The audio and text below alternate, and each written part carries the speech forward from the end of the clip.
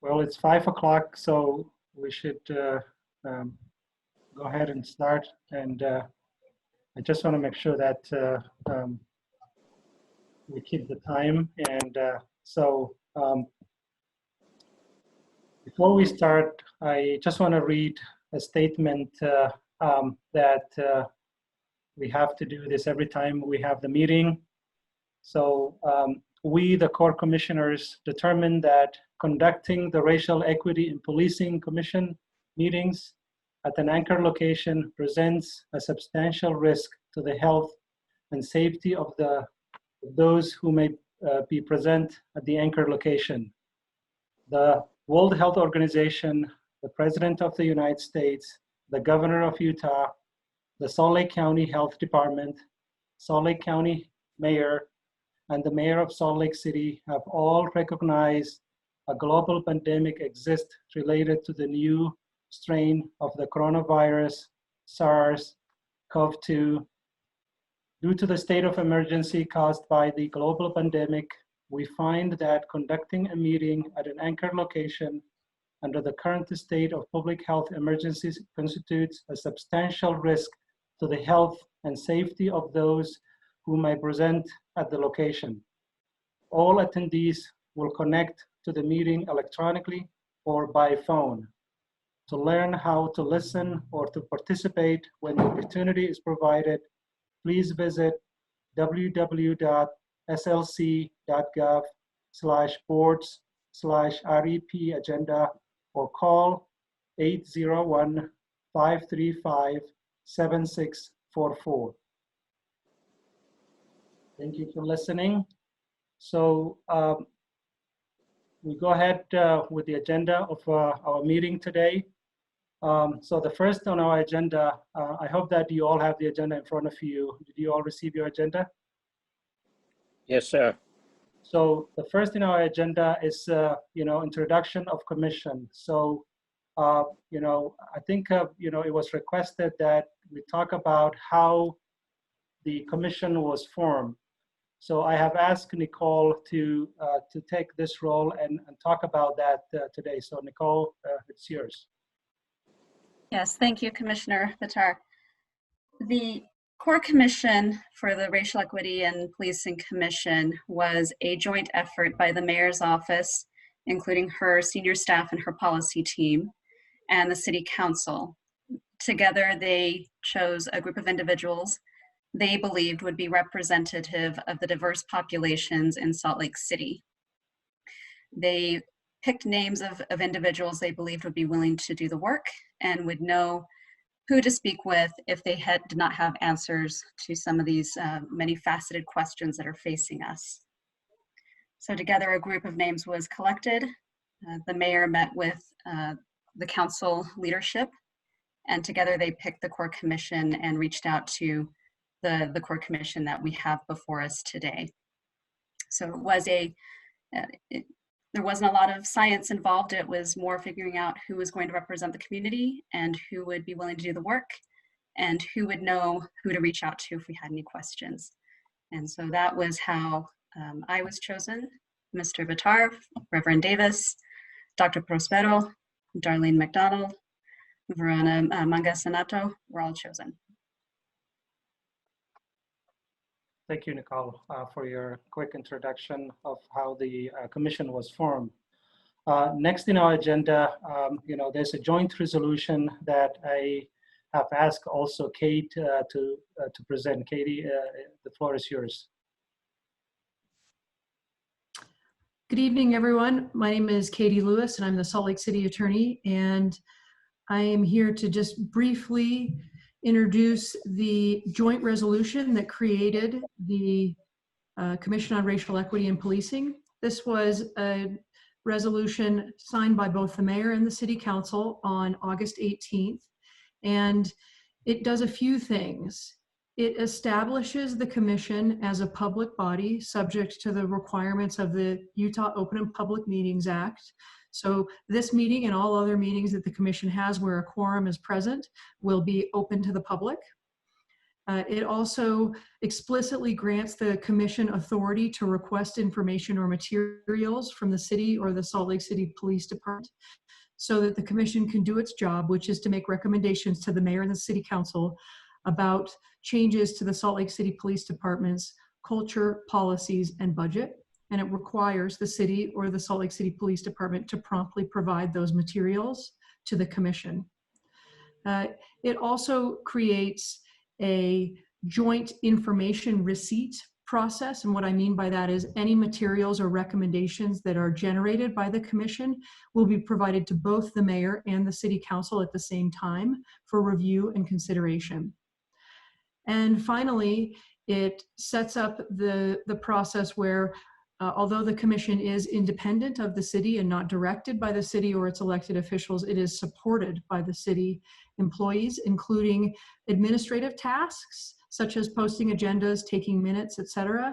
And also it specifically states that the Salt Lake City Attorney's Office will provide the commission with legal advice. Does anyone have any questions about that? Great, thank you. Thank you, Katie, for that joint resolution information. I should have started with this. I think we need to introduce ourselves as a commission members. So I'll be calling your names. So if you are here, just introduce yourself quickly. So first I'll start with Reverend Davis. I think you're muted.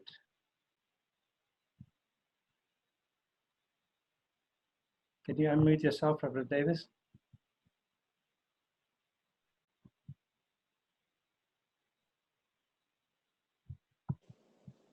Okay, I'm Reverend France Davis, the pastor emeritus of the Calvary Baptist Church in Salt Lake City.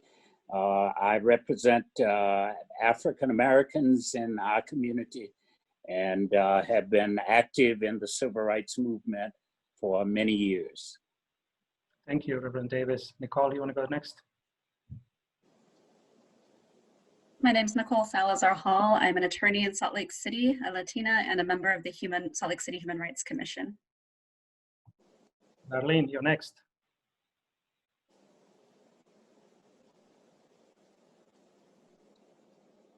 Hello, I am Darlene McDonald, and I am the chair of the Utah Black Roundtable, among many things. And I'm glad to be here. Thank you. Moises, you're next. I'm Moises Prospero. I'm a researcher in criminal and juvenile justice. I'm Aidan Batar. I'm with Catholic Community Services of Utah. I'm originally from Somalia as a refugee also. Next, Verona, you want to go next? Hi, I'm Verona Singaltomelnga. I chair the Utah Asian and Pacific Islander Democratic Caucus. I also work in the mental health field, working with women dealing with substance use disorder and mental health. Thank you. Thanks. Kamal, you're next. Hello, Kamal Ahmed. I am a assistant principal here in the Salt Lake City area. I am just honored to be here. I represent multiple communities and take pride in each one that I'm a part of. Thank you. Mariana, you're next. Hello, I'm Marianne Sprez. I'm a veteran police officer, retired now, 25 years. I retired as a lieutenant and I've lived in Salt Lake City and of the gay community. I'm happy to be here. Thank you. Tanya?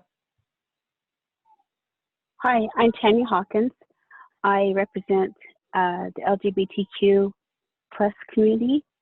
I'm also on the Chief Advisory Board and also the Black Americans represent them. Thank you. Stephen? That's all. Stephen, you're next. I'm Stephen Johnson. I'm the chair of the Utah Black Chamber. I also sit on the board of the Good Deed Law Project, and I'm with the firm Luke Johnson Lewis. Thank you. Luna, you're next.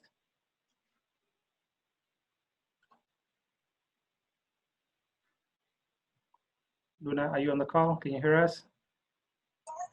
I'm sorry, Luna actually had a bad connection, so she's not here right now. We're still working on things. Okay. Steve, you're next. Steve Angewerden. I'm retired law enforcement. I worked 25 years with the Salt Lake County Sheriff's Office and Unified Police Department. And I retired as Deputy Chief, serving the Kearns and Magna community. Thank you. Thank you. Davina?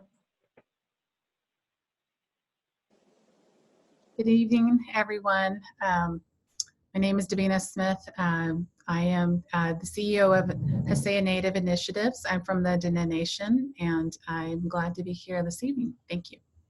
Thank you. Anabesi? Hi, everyone. I am Anapesi Kaili. I am the Executive Director and Principal at Mana Academy, which is a K-12 public charter school in West Valley City. And my research and work has been within the Pacific Islander community, more specifically in the Tongan community. Thank you. Samantha? Good evening. My name is Samantha Eldridge. I am a researcher, educator, and social justice advocate, also a member of the Navajo Nation. It's nice to see you. It's been a long time, Samantha. Anthony?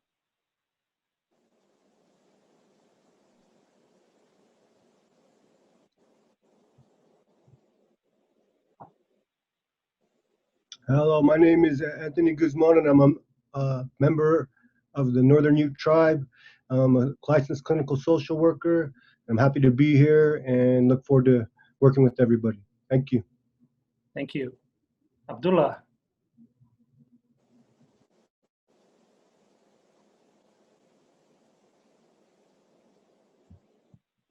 We're trying to get in touch with Abdullah. Sorry, Batar, Commissioner Batar, but I do have Luna who has arrived. This is Cindy Lou, just staff member. Go ahead, Luna.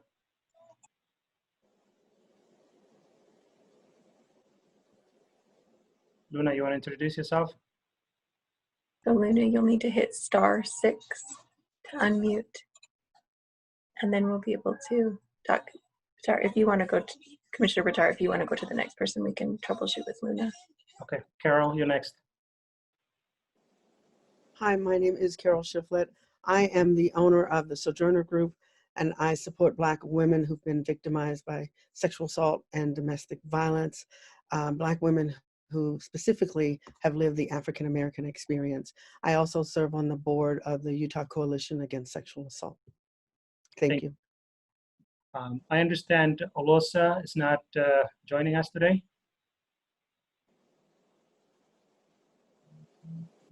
Okay. Is Luna or Abdullah ready, or we could move on to our next in the agenda?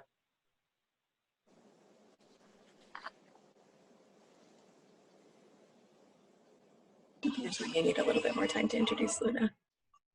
So go ahead, Chair, as you would like to further your meeting. Thank you.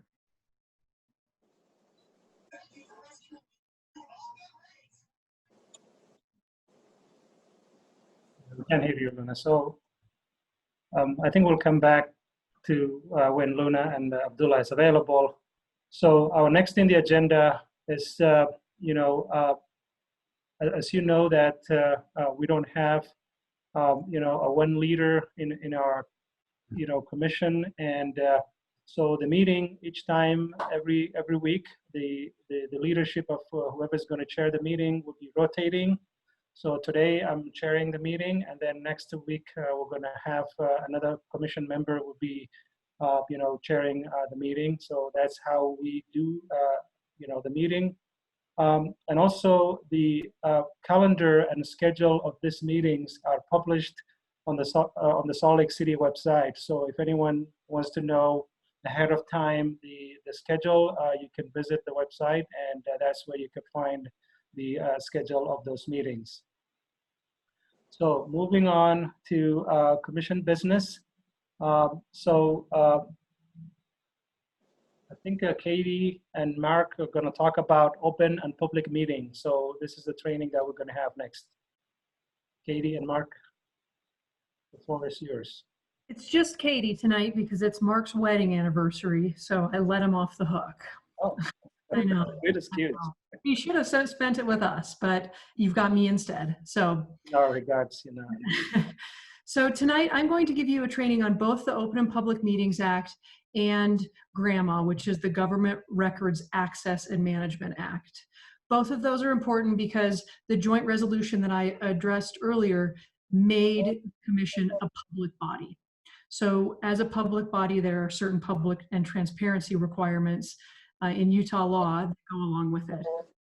I don't have a PowerPoint or a any sort of handout because I really would like this to be a conversation. I am going to go over a few things and I'll be looking at my screen. So if you have questions, feel free to interrupt me because this is really your opportunity to learn and ask me any questions you might have about these two topics. So with that, I will start with GRAMA, which is the Government Records Access and Management Act. And the important thing to know about that is when the commission became a public body and when you are acting in your public capacity, so as a commissioner, not when you're doing your job or texting your friends or anything like that, but when you're acting as a commissioner, the records that you create, so emails, reports, text messages between each other, those become records under GRAMA, and in some instances they may be public, which means that if a member of the public requests them, then the city is obligated to produce them to those individuals. So far so good. Any questions? Okay. The important thing to remember is that records come in all forms. They're not just paper documents, they're also emails, voicemails, texts, reports that someone may have emailed to you that you have in your capacity as a commissioner, then may become a public record. So it's important to think about what you do as a sort of a public facing entity that can be received by the public if they submit a request to the city. I have a question. Absolutely, yes. So by saying that the text and emails and our cell phone, would you need our cell phone or just that particular text and emails that were sent through for the commission? That's a great question. So sure.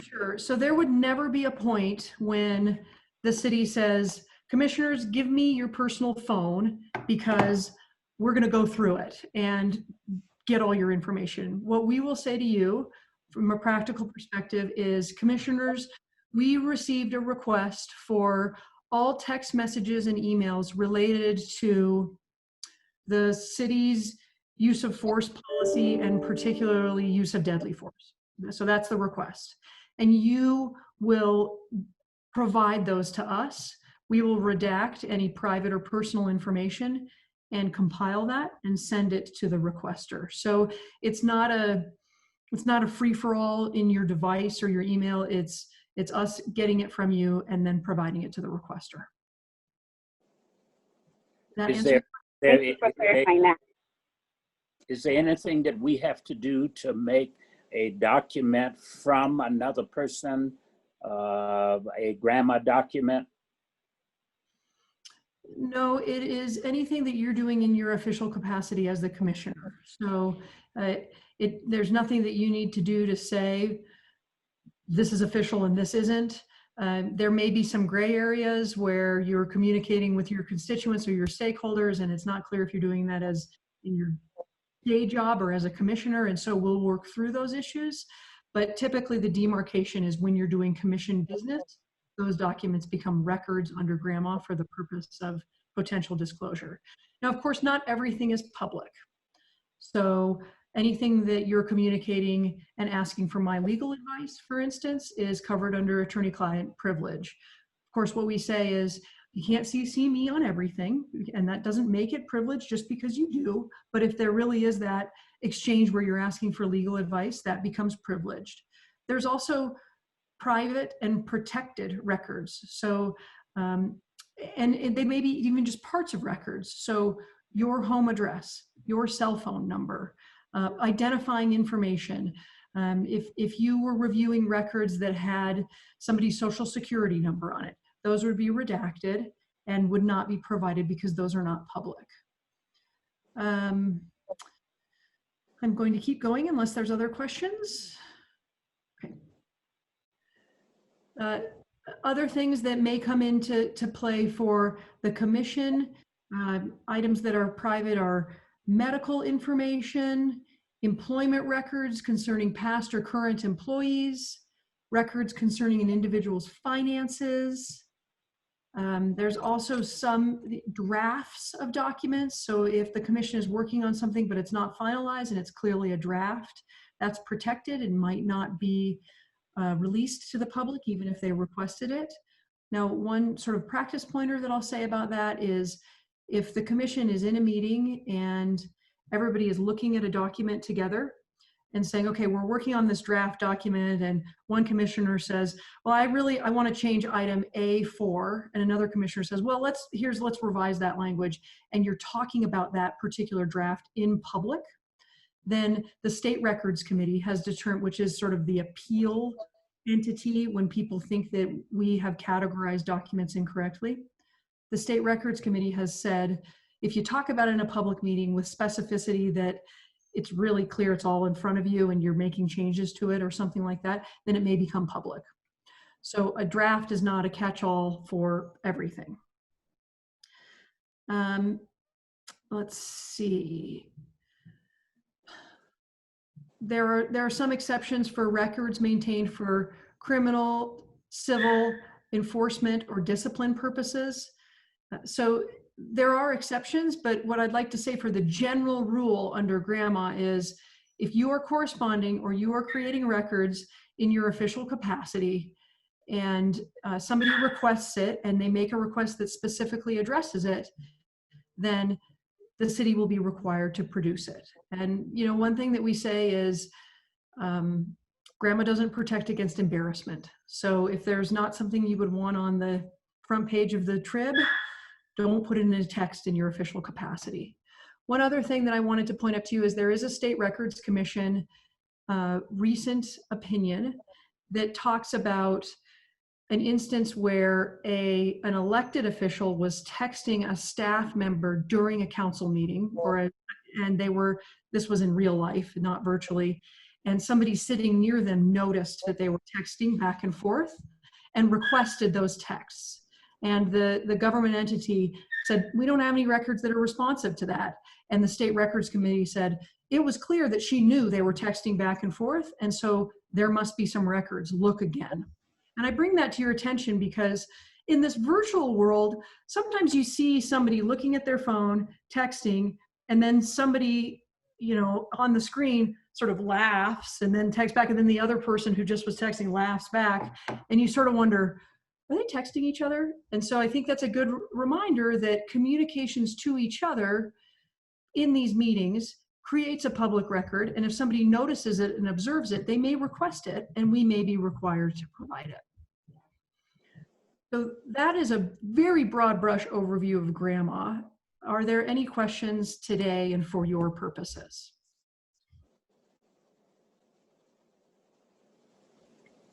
Okay.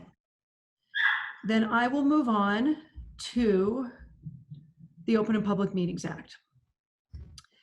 And this is, again, the umbrella of transparency. And what I would say about the Open and Public Meetings Act is you all as a commission, when you were created as a public body, are now governed by the general rule that your meetings are open to the public unless there's an exception in the law that allows the meeting to be closed. So what is a meeting? That's sort of the first question. And that is convening of at least a quorum to discuss and receive comments or act on a matter over which the commission has jurisdiction. So what we always like to say is, if you all get invited to a holiday party and there's a quorum or more of you there, that is not convening a quorum to discuss matters over which you have jurisdiction. So you are not violating the Open Meetings Act by all being at that party. But if a quorum of you or more stand in a corner and talk about commission business, then it starts to look like you're violating the Open Meetings Act. So think about that if there are times when a quorum or more of you are out in the public, or even engaging with each other on social media or in the virtual world. Think about whether you're talking about items over which the commission has jurisdiction, which is recommendations to the city and the city council and the mayor over the police department's policies, culture, and budget. If you're talking about that and there's more than a quorum, you may want to wait and have that conversation here in your public meeting. The next thing to think about is, I don't know if there ever would be a time when the commission, who knows what's going to happen in this COVID world, but if you are ever meeting in person and let's say going on a field trip or going to see something together, even though you might not be meeting in your normal location or taking action on something, that could also be subject to the Open and Public Meetings Act if there's a quorum or more there. So if it is a meeting, then the public body is required to provide public notice. Your city staff, the city recorder's office, does an excellent job of that. And commissioners, I heard you mention it today. The agenda is posted on the city's website. It's also posted on the Utah Public Notice website. So there's a lot of opportunities for people to know what you're meeting about. And that notice needs to be posted 24 hours in advance of your meeting. And the agenda has to say certain things. It has to be at least specific enough that the public knows what you're talking about. The example that I always like to use is, I've seen agendas that say, Katie Lewis, Salt Lake City Attorney, and that's all it says. And the public might say, oh my gosh, Katie's gonna come and talk about some really juicy litigation or a lawsuit. And then I get there and I'm giving the Open and Public Meetings Act training. And so that didn't give them specific enough information to know what you were talking about and whether it was worth it for them to come. There are also requirements for if the commission is going to take action on items, those need to be on the agenda. Now, I know that there may be some times when the commission is going to take public comment. And during that time, somebody might bring something to your attention that you want to talk about, but it's not on the agenda. And whoever is the chair that evening can say, this is not on the agenda, but it's really important that we talk about it. So I'm going to open it up for the group because this member of the public brought it up to us. You can't take action on that item until you put it on a future agenda, but that does give you some flexibility to discuss things that are not on your agenda that day. And there are some times when the commission may want to close its meetings. There's a whole list of reasons in the Act to close meetings. For your purposes, ones that might be relevant are to discuss an individual's character, professional competence, or physical or mental health, to discuss pending or reasonably imminent litigation, to discuss deployment of security devices, to discuss criminal misconduct investigations, or to receive advice of legal counsel. So if any of those reasons occur for the commission, then a member of the commission, after a meeting has been convened, an open meeting has been convened, a member of the commission will make a motion and say, I move that we close the meeting, and then for one of the purposes that I just listed. So I move that we close the meeting to receive advice from our legal counsel. That's all you have to say. You don't have to give any more detail than that. And then the commission, there will be a second, and then you'll take a roll call vote, and then you'll go into closed session. In this virtual world, closed session means closing the virtual meeting so members of the public who aren't part of the discussion aren't there and can't listen and can't participate. If you meet in a real, it's not real, but in a physical location, then it would be asking those individuals to physically leave the meeting and closing the doors. When you do that in a closed meeting, it's important to talk only about what you close the meeting for, because there are ways that people can appeal your closure, and a judge can listen to the tape of the meeting, because you have to keep a recording, and decide whether you properly close the meeting.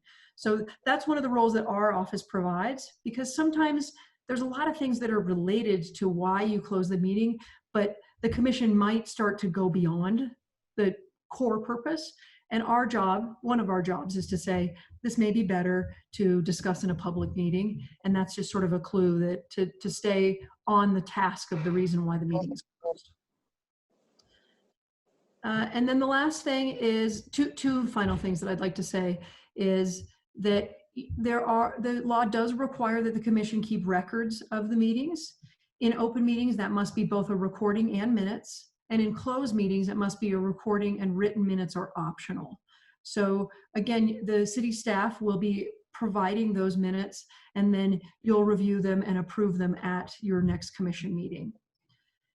Finally, there are times when the commission may, as I said in my grandma training, may reply all to an email or start emailing back and forth or engaging on social media in a substantive way as a quorum or more. And I would caution against that, because if there is a quorum and if you are convening to discuss what you have jurisdiction over, then there may be a violation of the Open and Public Meetings Act. And so it's better to either discuss things in smaller groups or meet all as a full commission and discuss it in a properly noticed meeting.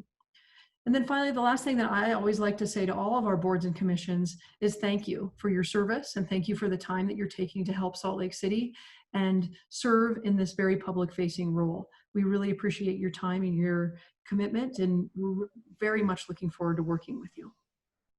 And I'll take any questions. Thank you. Question I'd like to ask Bitar. Is there ever a time when in a closed session the commission can take action, can actually vote, or does that have to happen when the meeting is reopened? That is a great question. Thank you for asking it. The commission cannot take action in a closed meeting. The commission can discuss and share information and learn about whatever the closed meeting topic is, but any action must be taken in a public meeting, an open meeting. Thank you for that. Any other questions? Thank you. Thank you, Katie. We really appreciate it for your thorough explanation of these two subjects. So it's really important.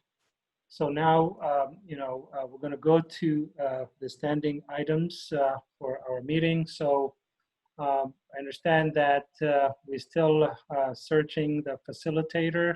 So Verona, do you have any update for us? Thank you, Bitar. So we did choose the 3 top facilitators or firms, and we had them present to the RFP Commission. From the top 3, we have chosen a firm that we would like to move forward with. At this point, we're moving forward with the next steps. Do you know how long that process is going to take? It really just depends. I don't have a date. What we're hoping for is that we can do this as quick and efficiently as possible. But at this point, we're just moving forward with next steps. Thank you. Anyone has any question for Verona? Okay, well, thank you. And I think this concludes our open meeting. And now the commission will consider a motion to enter into a closed session for the purpose of discussion regarding deployment of security personnel, devices, or systems, and to receive advice of a legal counsel. May I have a motion from commission members to go into a closed session? I would so move that we would go into a closed. Aye. Okay, Reverend Davis made the motion. Do I have a second? I'll second. I second it. Thanks, Nicole, for a second. So now I will take a roll call vote. Reverend Davis, I will start with you. Aye. Nicole? Aye. Darlene? Aye. Moises? Aye. Verona?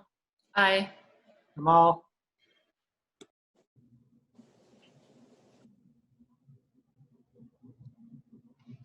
Kamal, you're muted.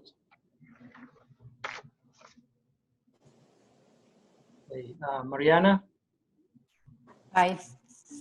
Tanya, Aye. Stephen, Aye.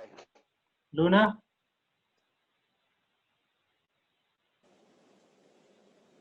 Luna, can you hear us? She can hear us. We've confirmed that. Sorry, this is Cindy Lou. We just cannot get her audio to work just yet. I'm working to see if we can get a vote from her. Can you text, put in the chat box? Okay, Steve? Yes. Aye. Davina? Aye. Anapesi? Aye. Samantha? Aye. Anthony? Aye. Abdullah? Carol? Aye. I think we got the majority. We have few members who could not hear us. Kamal, can you hear us now? Okay, I think we got the majority. So now the meeting will go into closed session. So the public removed from the room and the access has been locked.